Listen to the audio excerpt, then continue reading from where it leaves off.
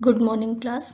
बच्चों, मैंने आपको इससे पहले के वीडियो में कैसे रेशों से धागे बनाते हैं, धागों से कैसे वस्त्र बनते हैं। अब जब वस्त्रों की बुनाई हो जाती है, वस्त्र तैयार हो जाते हैं, तो इन वस्त्रों पर कुछ परिष्कृत और परिसज्जा की जाती है। मतलब इन वस्त्रों के रूप में कुछ परिवर्तन लाया जाता है। वो किस तरीके से किया जाता है वो आपको मैं अपनी इस वीडियो में बताऊंगी। परिष्कृति एवं परिसज्जा होती क्या है? बेसिकली जो सामान्य वस्त्र होते हैं, यानी कि जो वस्त्र हथकरघे से या मशीन से तैयार करके मार्केट में आते हैं, वो परिष्कृत वस्त्र होते हैं। जब वस्त्रों की बुनाई की जाती है या वस्त्र तैयार किए जाते हैं, तो उन पर बहुत सी ऐसी चीजें होती हैं जिनको कि दूर किया जाता है। बहुत से ऐसे उपचार होते हैं जिनके द्वारा उनमें भिन्नता लाई जाती है। उनको सुंदर, साफ और चिकना बनाया जाता है। तो ये सारी चीजें जो उन पर की जाती हैं, ये परिष्कृति एवं परिसज्जा कहलाती है। जो वस्त्र जब तैयार किए जाते हैं, यानी कि जब उनकी बुनाई हो जाती है या फिर जो और विधियां हैं वस्त्रों को बनाने की, उनके द्वारा जब वस्त्र तैयार हो जाता है तो वो देखने में रुखड़ा सा लगता है, गंदा होता है, उस पर दाग धब्बे होते हैं या और भी उसमें जगह जगह गांठें होती हैं या फिर कुछ ऐसी चीजें होती हैं या लचीलापन होता है या कुछ वस्त्र ऐसे होते हैं जो झीने से दिखाई देते हैं। तो इन सबको दूर करना ही परिसज्जा है। वस्त्रों में किया जाने वाला वो सामान्य उपचार जिसके द्वारा वस्त्रों को साफ, सुंदर और चिकना बनाने के साथ साथ इनमें भिन्नता लाने के लिए इन पर रासायनिक उपचार किए जाते हैं, यानी कुछ रासायनिक विधियों के द्वारा विधियां भी इन पर प्रयोग की जाती हैं। इन पर रंगाई, छपाई, ये सारी विधियों का प्रयोग करके इनको आकर्षक बनाया जाता है और इनमें भिन्नता पैदा की जाती है। तो ये तो था वस्त्रों पर की जाने वाली परिष्कृति और परिसज्जा। इस परिसज्जा का महत्व क्यों होता है, यानी कि ये परिसज्जा वस्त्रों पर क्यों की जाती है? तो इसके कुछ पॉइंट्स हैं, जैसे वस्त्रों को सुंदर और आकर्षक बनाने के लिए इन पर परिसज्जा की जाती है। जब वस्त्र करघे से तैयार होकर के आते हैं तो वो देखने में उतने आकर्षक नहीं होते हैं क्योंकि वो रुखड़े होते हैं।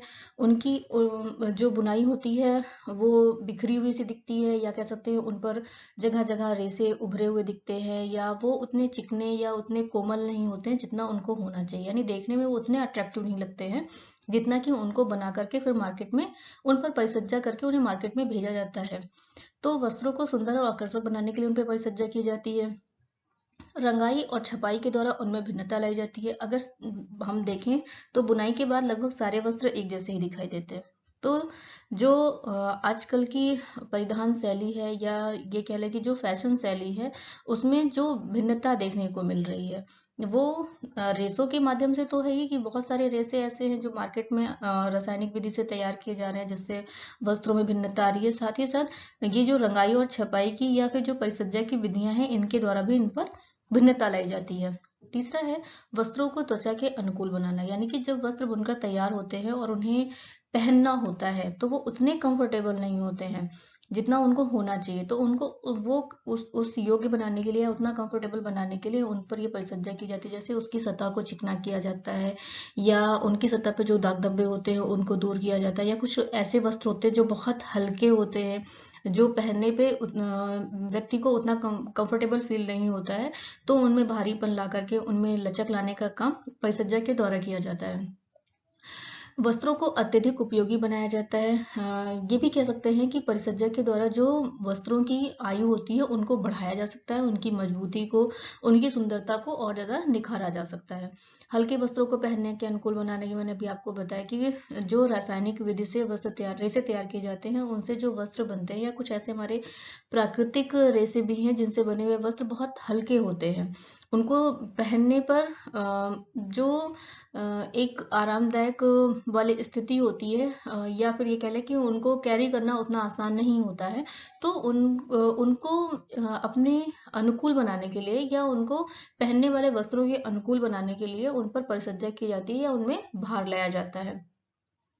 और लास्ट पॉइंट ये है कि वस्त्रों को विशेष प्रयोग के लिए योग्य बनाना। आजकल आप देखते होंगे कि अग्नि से बचाने के लिए पानी में तैरने के बाद कुछ ऐसे वस्त्र होते हैं जो भीगते नहीं है, कुछ ऐसे वस्त्र होते हैं जिनको पहनकर हम आग में चले जाएं तो जलते नहीं है, कुछ ऐसे वस्त्र होते हैं जिन पर बैक्टीरिया का प्रभाव नहीं पड़ता है। तो इस तरह के विशेष प्रयोगों के लिए भी जो वस्त्र बनाए जाते हैं उन पर परिसज्जा ही की जाती है जिससे कि उनको इस योग्य बनाया जाता है। तो ये तो थे परिसज्जा के महत्व, यानी कि जब हम तैयार वस्त्रों पर परिसज्जा करते हैं, तो परिसज्जा क्यों की जाती है, ये उनके लाभ में भी हम लिख सकते हैं, वस्त्रों पर की जाने वाली परिसज्जा के लाभ में भी, उन पे महत्व भी हम ये पॉइंट्स दे सकते हैं, महत्व में भी और आवश्यकता में भी ये पॉइंट्स हमारे आ सकते हैं।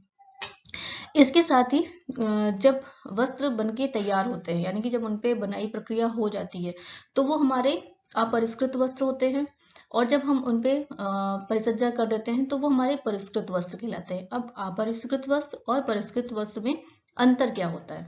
तो जो परिष्कृत वस्त्र होते हैं वो चमकीले, आकर्षक, विभिन्न रंग और छपाई में उपलब्ध होते हैं।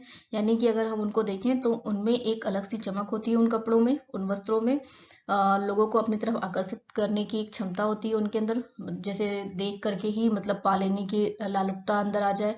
विभिन्न रंगों में और विभिन्न प्रकार की छपाई का प्रयोग करके ये वस्त्र आपको मार्केट में अवेलेबल होते हैं। लेकिन जो अपरिष्कृत वस्त्र होते हैं वो देखने में, क्योंकि वो मशीन से तुरंत उतर के आए होते हैं, तो वो भद्दे होते हैं, प्राकृतिक रंग में ही उपलब्ध होते हैं, यानी जिस रेशे से वो बुने गए हैं उन्हीं रेशों में होंगे। अगर रेशों पर किसी प्रकार की रंगाई की गई है तो वो उस रंग में दिखेंगे, अदरवाइज वो ज्यादातर प्राकृतिक रंग में ही दिखते हैं, जैसे कि हल्का पीला रंग है या भूरा रंग है या काला रंग है, तो ये सिर्फ अपने इन्हीं रंगों में ज्यादातर उपलब्ध होते हैं। फिर चिकने और मुलायम होते हैं परिष्कृत वस्त्र, चौड़ाई में बराबर होते हैं और सतह पर दाग नहीं होता है, क्योंकि इनकी परिष्कृति करके इन पर पाए जाने वाले इन दोषों को दूर कर दिया जाता है जो हमारे अपरिष्कृत वस्त्र होते हैं। क्योंकि अपरिष्कृत जो वस्त्र होते हैं वो सिकुड़े हुए से दिखेंगे, आपको जगह जगह उनमें गांठें दिखेंगी, उनकी सतह पर रोए दिखेंगे, या जब वस्त्रों की बुनाई रेशे से लेकर के पूरा वस्त्र बुनने तक में जो समय लगता है, उस समय में उनमें जो गंदगी आ जाती है या दाग धब्बे लग जाते हैं, तो अपरिष्कृत वस्त्र वैसे दिखाई देते हैं, लेकिन उनपे परिसज्जा करके उनको मुलायम, चिकना और सामान्य चौड़ाई वाला बनाया जाता है। जो अपरिष्कृत वस्त्र होते हैं वो कम मूल्यवान होते हैं और कम उपयोगी होते हैं। कम मूल्यवान क्यों होते हैं? क्योंकि जब हम उनपे परिष्कृत या परिसज्जा करते हैं तो एक एक स्टेप और आगे बढ़ जाता है, यानी कि ऑटोमेटिक उस कपड़े का मूल्य अपने आप बढ़ जाता है, क्योंकि उसकी डिमांड बढ़ जाती है, और जब डिमांड बढ़ती है तो चीजें अपने आप महंगी हो जाती हैं। और डिमांड सिर्फ इसलिए बढ़ती है क्योंकि वो देखने में ही इतने अच्छे लगते हैं, इतने आकर्षक होते हैं कि व्यक्ति इन वस्त्रों की अपेक्षा उन्हीं को खरीदना ज्यादा उचित समझता है। और कम उपयोगी इसलिए होते हैं क्योंकि इनका सीमित उपयोग होता है। जैसे कि अगर हम इनके उपयोग को देखें तो चद्दर है, या जो खादी वस्त्र है, या फिर जो बेडशीट्स वगैरह होती हैं, इन सब में भले इनका प्रयोग होता हो, लेकिन पहनने वाले वस्त्रों में लोग बहुत कम इस तरह के वस्त्रों का प्रयोग करते हैं। और जो परिष्कृत वस्त्र होते हैं उनका मूल्य वस्त्रों की पर की जाने वाली परिसज्जा पर डिपेंड करता है कि कौन सी परिसज्जा दी जा रही है, और वो परिसज्जा उनके रेशों पर की जा रही है या उन वस्त्रों पर की जा रही है, इस पर भी उस वस्त्र का मूल्य जो है वो डिपेंड करता है। फिर जो लास्ट पॉइंट है परिष्कृत और अपरिष्कृत वस्त्रों में, वो है उपभोक्ता की मांग कम होती है। अपरिष्कृत वस्त्रों में रफ उपयोग के लिए प्रयोग किए जाते हैं और इनकी जो खरीदारी होती है वो भी कम ही होती है या सीमित होती है। और जो परिष्कृत वस्त्र होते हैं ये उपभोक्ता द्वारा खरीद के लिए आकर्षक होते हैं। मतलब जब व्यक्ति मार्केट में जाता है और दोनों वस्त्र उसके सामने रखे हो, तो बार बार उसकी नजरें जो है वो परिष्कृत वस्त्र पे जाती हैं, वो उन्हीं को खरीदना ज्यादा प्रेफर करता है।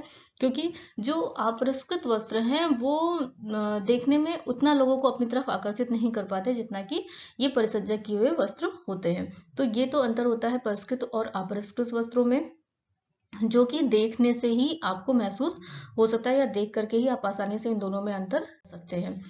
इसके बाद आती है परिसज्जा का वर्गीकरण। अब अगर हम ये देखें कि जो बुनाई के बाद वस्त्र तैयार होते हैं तो इन वस्त्रों पर कौन कौन सी परिसज्जा की गई है, तो इन परिसज्जाओं को भी वर्गीकृत किया गया है। 3 भागों में इन्हें बांटा गया है। एक तो है कार्यात्मक परिसज्जा, और दूसरी उनके उपयोग के आधार पर है, और तीसरी रासायनिक तथा यांत्रिक परिसज्जा है। यानी कि जब हम इनको 3 भागों में बांटते हैं, तो जो पहली हमारी परिसज्जा आती है वो है कार्यात्मक परिसज्जा। इसको 2 भागों में बांटा गया है, आधारभूत परिसज्जा और कार्यात्मक परिसज्जा। आधारभूत परिसज्जा वो परिसज्जा होती है जो लगभग सभी वस्त्रों पर की जाती है। और की क्यों जाती है? इससे वस्त्रों का सौंदर्य बढ़ाया जाता है। जब वस्त्रों की बुनाई की जाती है या वस्त्र तैयार किए जाते हैं तो वो कुछ हल्के रंग में या मटमैले रंग के होते हैं, या उन पर दाग धब्बे लगे होते हैं, या जब बुनाई करते समय कहीं कहीं पे ताने का धागा या बाने का धागा टूट जाता है तो उसमें जॉइंट्स लगाते हैं तो गांठें पड़ जाती हैं, या कहीं कहीं पे रेसे ज़्यादा खिंच जाते हैं तो ऊपर उठ के दिखाई देने लगते हैं। तो इस तरह की चीज़ें होती हैं। तो उन वस्त्रों पर ये आधारभूत परिसज्जा कर की जाती है, और उनको सुंदर बनाया जाता है, उन्हें आकर्षक बनाया जाता है। इसलिए जितने भी वस्त्र होते हैं बुनाई के बाद जब वो आते हैं तो उन पर आधारभूत परिसज्जा करके उनको मार्केट में भेजने के योग्य बनाया जाता है। और ये इन परिसज्जाओं के अंतर्गत ब्लीच करना, स्टीम यानी आयरन और स्टीम आयरन, कैलेंडरिंग, उनको उन पर उनमें चमक लाने के लिए जो परिसज्जा की जाती हैं वो सारी परिसज्जाएं इसके अंतर्गत आती हैं। अब आती है हमारी कार्यात्मक परिसज्जा में ही दूसरी परिसज्जा है कार्यात्मक परिसज्जा। ये विशेष उद्देश्य के लिए की जाती है। जैसे अगर किसी के लिए अग्नि से बचने के लिए वस्त्र बनाना है, जल में भीगने से बचने के लिए कोई वस्त्र बनाना है, या ऐसे वस्त्रों को बनाना है जिनमें सिलवट कम पड़े, सिकुड़न कम हो, बुलेट प्रूफ वस्त्र बनाने हैं, तो ये जो कार्यात्मक परिसज्जा है वो किसी कार्य विशेष के लिए ही की जाती है वस्त्रों पर। तो आधारभूत परिसज्जा लगभग सभी वस्त्रों पर की जाती है, और कार्यात्मक परिसज्जा जो है वो किसी कार्य विशेष के लिए बनाए जाने वाले वस्त्रों पर की जाती है। तो जब परिसज्जा का वर्गीकरण आता है तो उसमें जो पहली परिसज्जा कार्यात्मक परिसज्जा वो इन दोनों भागों में विभाजित की गई है। कि दूसरी परिसज्जा की बात करते हैं। दूसरी परिसज्जा है दक्षता के आधार पर, यानी कि उसकी जो उसके अंदर जो गुण हैं उसके आधार पर। तो इनको 4 भागों में बांटा गया है: अस्थायी परिसज्जा, स्थायी परिसज्जा, अर्ध टिकाऊ और टिकाऊ परिसज्जा। ये 4 भाग हैं। इसमें अगर हम देखें जो अस्थायी परिसज्जा है ये प्रथम बार की धुलाई या हल्की धुलाई के बाद हट जाते हैं। जैसे जब वस्त्रों को तैयार किया जाता है या उनकी बुनाई की जाती है तो उनके बीच बीच में जो रेसे होते हैं, उभरे हुए रेसे, या जब वस्त्रों को आप देखेंगे तो वो हल्के छीने दिखेंगे, यानी कि जो उनकी बुनाई है वो थोड़ी दूर दूर होती है, या वस्त्रों पर कोई हल्के दाग धब्बे लगे होते हैं तो उन पे कलफ करके, उन पे नील चढ़ा करके उनको थोड़ा सा देखने के योग्य बना दिया जाता है, या उनकी जो ये अवगुण है उनको छुपा दिया जाता है। तो ये जो अस्थायी परिसज्जा होती है ये जब एक दो धुलाई होती है, या ये कह सकते हैं कि जब प्रथम बार धुलाई होती है तो ये सारी चीजें हट जाती हैं और जो वस्त्र है वो अपने पहले वाले रूप में आ जाता है। तो अस्थायी परिसज्जा यानी जो सिर्फ एक बार के लिए ही प्रयोग की जाती है। अब आती है स्थायी परिसज्जा। ये रासायनिक विधि के द्वारा की जाती है। इसे रेशे के संरचना में परिवर्तन लाया जाता है। जैसे यहाँ पे जैसे की जगह ज्यादा लिख गया है, जैसे होगा जैसे वाटरप्रूफ, या जो हीट वाला है यानी कि अग्नि से बचाने के लिए है, या मूत प्रूफ है कीड़ों से बचाने के लिए। इस तरह की जो परिसज्जाएं होती हैं वो हमारी स्थायी परिसज्जा में आ जाती हैं, यानी कि जो पूरी तरीके से फिक्स होती हैं, वो अपना गुण हटने नहीं देती हैं। वो पूरी तरीके से जब तक वस्त्र है तब तक वो वस्त्र में वो गुण विद्यमान रहेगा, उसमें से नहीं हटेगा। इसलिए ये रासायनिक विधि से की जाती है और कोशिश ये की जाती है कि ये रेशे की संरचना में ही परिवर्तन ला करके ये परिसज्जा की जाए। तो अस्थायी परिसज्जा जो प्रथम बार की धुलाई से हट जाए या कम हो जाए, और स्थायी परिसज्जा जो पूरी तरीके से उसमें फिक्स रहे और अपना गुण विद्यमान रखे। फिर आता है अर्ध टिकाऊ परिसज्जा, जो वस्त्रों की धुलाई कुछ धुलाई के बाद निरंतर बना रहता है। जैसे ब्लीच है, रंगाई है, छपाई है। इस तरह की जो चीजें होती हैं, कभी कभी आपने देखा होगा कि कुछ वस्त्र ऐसे होते हैं जिनकी छपाई बहुत लंबे समय तक चलते हैं। जब वस्त्र घिसने लगता है, वस्त्र की बुनाई या वस्त्र के रेसे घिसने लगते हैं तो उन रेसों के साथ उनकी छपाई या रंगाई घिसती है। लेकिन कुछ वस्त्र ऐसे होते हैं जिन पर की जाने वाली छपाई और रंगाई कुछ समय के बाद अपने आप धीरे धीरे कम होने लगती है, तो वो अर्ध टिकाऊ परिसज्जा में आते हैं।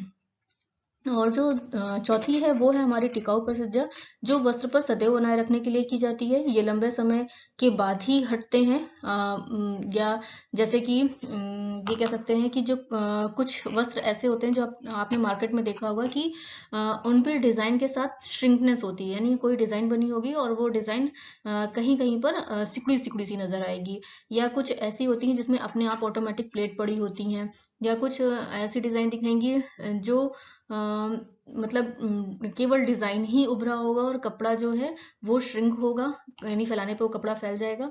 तो इस तरह की जो परिसज्जा होती हैं वो टिकाऊ परिसज्जा के अंतर्गत आती हैं, और ये परिसज्जा बहुत लंबे समय तक प्रयोग के बाद धीरे धीरे कम होने लगती हैं या हटने लगती हैं या ढीली पड़ने लगती हैं। तो जो दक्षता के आधार पर परिसज्जा दी गई है वो 4 प्रकार की है: अस्थायी, स्थायी, अर्ध टिकाऊ और टिकाऊ परिसज्जा। यानी कि जो परिसज्जा थी उसके 2 प्रकार हो गए, एक तो कार्यात्मक परिसज्जा के आधार पर हो गया, दूसरा दक्षता के आधार पर परिसज्जा हो गई, तीसरा जो है वो है रासायनिक और यांत्रिक परिसज्जा।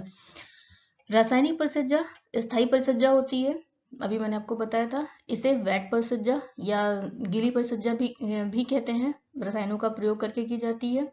यांत्रिक परिसज्जा जो होती है इसको करने के लिए यांत्रिक उपकरणों का प्रयोग किया जाता है, इसे सूखी परिसज्जा कहते हैं। जो रासायनिक परिसज्जा है इसके अंतर्गत अग्निरोधी बनाने के लिए या ब्लीच करना हुआ या मूत प्रूफ बनाने के लिए इस तरह की परिसज्जाएं आएंगी। और जो यांत्रिक परिसज्जा होती है उसमें रोए उठाना, मोयरिंग करना, नक्काशी करना या कपड़े को कड़ा करना, इस तरह की परिसज्जाएं आएंगी।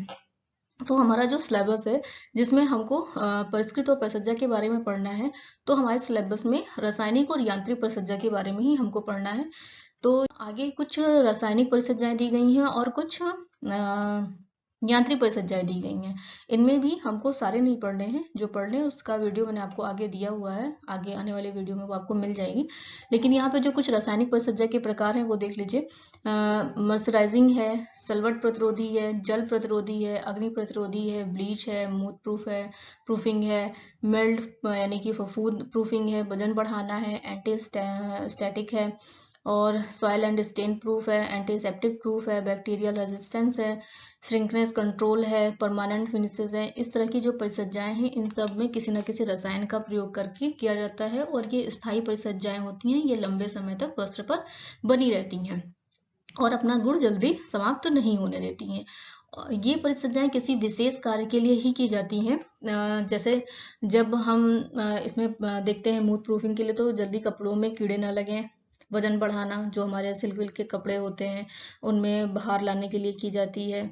या परमानेंट फिनिश जो होती है वो किसी विशेष चीज के लिए जो हमें कोई फिनिशिंग देनी होती है वो परमानेंट फिनिशिंग हम उसमें देंगे। बैक्टीरियल रेजिस्टेंस है या एंटीसेप्टिक प्रूफिंग है, यानी कि जो आजकल कपड़े प्रयोग हो रहे हैं जिसको पहनना डॉक्टर्स प्रेफर करते हैं। इस तरह की चीजें जो हैं ये रासायनिक परिसज्जा के अंतर्गत आती हैं। इसमें आगे आने वाले वीडियोस में मैं आपको कुछ रासायनिक परिसज्जा के बारे में बताऊंगी। अब आती है हमारी रासायनिक के साथ साथ यांत्रिक परिसज्जा। तो यांत्रिक परिसज्जा में जो आपकी परिसज्जाएं हैं वो है beating, singeing, shearing and brushing, sizing and dressing, tentering, napping, calendering, moireing, embossing, glazing, श्रीनाइजिंग, शेयरिंग, सेंफोराइजिंग और क्रिपिंग। ये सारी जो परिसज्जाएं हैं ये यंत्रों द्वारा की जाती हैं वस्त्र पर। ये कुछ समय के बाद अपना गुण खोने अवश्य लगती हैं, परंतु बहुत जल्दी अपने गुण को समाप्त ये भी नहीं होने देती हैं, और ये वस्त्रों में को सुंदर, आकर्षक, मुलायम और चमकीला बनाने के लिए बेसिकली प्रयोग की जाती हैं। तो ये तो हो गई आपकी रासायनिक और यांत्रिक परिसज्जा जो आपको आपके सिलेबस में पढ़ना है। लेकिन इसके साथ ही साथ आपको ये ध्यान रखना है कि वस्त्रों पर परिसज्जा क्यों की जाती है, परिसज्जा होती क्या है, परिसज्जा का वर्गीकरण यानी परिसज्जा को कैसे बांटा गया है, कौन कौन सी परिसज्जाएं होती हैं, ये आपको ध्यान रखना है। बच्चों आगे आने वाली जो वीडियोस हैं उसमें मैं आपको रासायनिक और यांत्रिक परिसज्जा के बारे में बताऊंगी, जो आपके सिलेबस का मेन पॉइंट है, और जो उसमें परिसज्जा आपको पढ़नी है सिर्फ उन्हीं के बारे में बताया जाएगा। तो वो वीडियो आप जरूर ध्यान से देखिएगा, और ये भी इसके भी पॉइंट्स नोट कर लीजिएगा, क्योंकि आपके शॉर्ट क्वेश्चन जो है वो इनसे आ सकते हैं। धन्यवाद।